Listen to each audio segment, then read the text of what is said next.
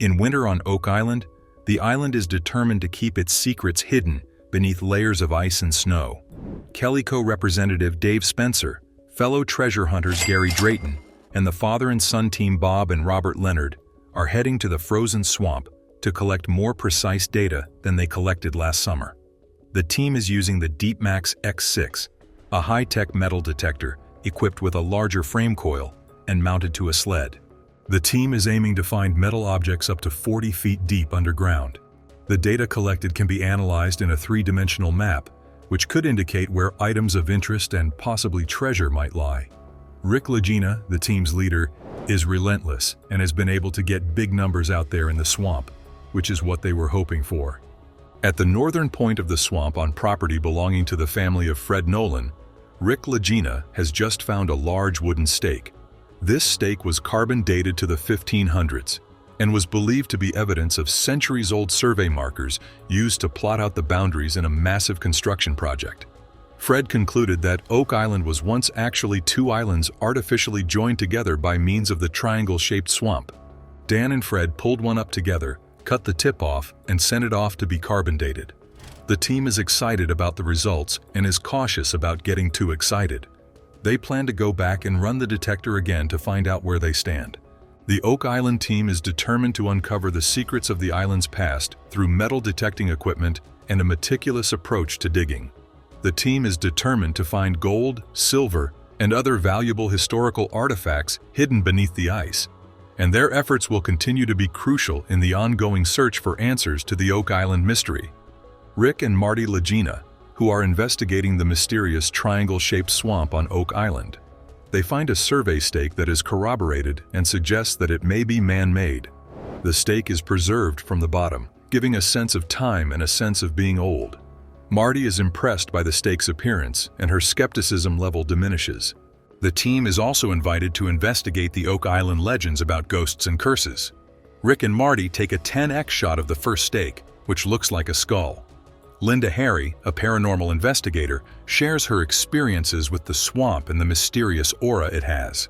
She hears footsteps and a boogeyman, but finds nothing. The investigators lead Marty and Rick to the swamp, where they have experienced strange, unexplained phenomena. Jennifer Morrow, one of the investigators, feels the most creeped out in the swamp due to the energy it emits.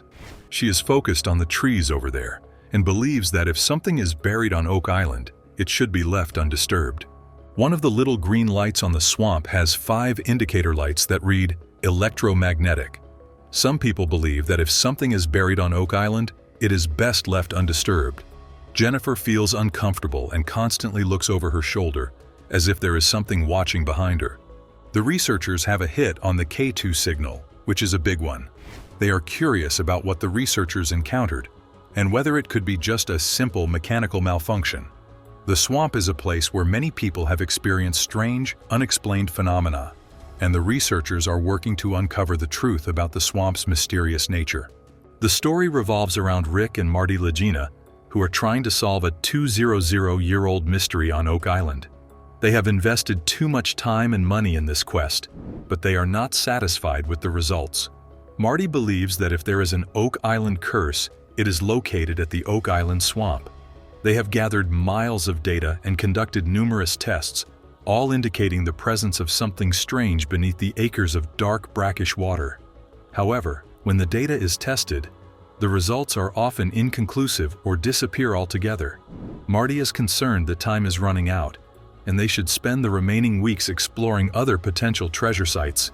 The team has run 2 types of GPR and the X6, and they have confirmed hits on several targets, including the top 4, the earthen berm, the Mercy area, and the new theory, the Enochian chamber. However, they have not received any inconclusive data on any of these sites. Rick, who is sick of the swamp and wants to stop investigating, suggests that they should dig something and dig something right. Marty agrees, but Rick hates the Q word and wants to quit with remote sensing. He agrees to look at the data in the can and pick 2 sites to continue their investigation. The team remains committed to their mission, and they will continue to dig and explore the swamp. The team is exploring a swamp in the Bahamas, where they are digging for valuable clues and identifying potential hideaway locations. They are starting with a Muon target anomaly on Oak Island, which they believe will be the first time they have found something like a ship's railing. The Muon technology is exciting because it allows them to take an X-ray of the island from underneath. On Swamp Road, they find a preliminary Muon target that they believe is worth exploring. Gary pulls out a shaped piece of wood that looks similar to the ship's railing we found near there, dating back to the 700 or 800s. This could be a good find for carbon dating. Steve and Rick are also interested in the Muon anomaly, and they plan to call him about the railing they found. Rick and Marty are almost to the end of their search, but they still have some answers to find in the swamp. Gary has found several artifacts along the swamp's edge, but no metal was found. Rick found an interesting piece of wood that stands out as well, which stands out as it stands out. The survey stake looks a lot like the stakes we found in the cobble path. The depth of the pile is about 10 feet deep, and the pile is from this corner. The team has two things worth carbon dating, one of which is a railing that they believe will date to the same era. The railing is called Leading the Witness, and the question is whether it will date to the same era. The team agrees that digging on Oak Island is always a good thing, as it brings up unexpected discoveries. The Idian anomaly is not as exciting as the other two, but they still have some things to analyze. They are done with the Idian anomaly and are ready to move on to their next project. In this week's episode of The Money Pit, Rick and Marty Lagena, their partner Craig Tester, and their team are exploring a 230-year-old treasure mystery on Oak Island. They have discovered a new pair of man-made features in the northern region of the triangle-shaped swamp, a stone pathway, and a small cellar or vault. The team is intrigued by the tight distribution of size, which they believe could be related to Anthony Graves, a farmer who purchased a majority of Oak Island in 1857. As they dig deeper into the swamp, they discover a square vault-like structure submerged in the swamp. The purpose of this structure remains unknown, but they hope to find out if it was a hiding place for Anthony Graves's belongings. They also discover a piece of brick attached to it, which they believe is a pipe of some sort. The team is determined to determine the age of this structure and its purpose, as they don't know what else is down there. The next morning, Rick Lagena leads fellow Oak Island landowner Tom Nolan to the mysterious vault-like structure. Tom is amazed by the slate that is perfectly cut and believes it is a structure built to contain something or hide something. Rick believes that the structure has a hard bottom and a lot of brick, making it seem like it might be a hiding place. In the northern region of the swamp, Rick and his team have found a potentially important clue inside the vault-like structure. They discover a handle off a chest inside the vault-like feature, which they believe may be related to the Spanish silver coins that former landowner Anthony Graves reportedly discovered on Oak Island.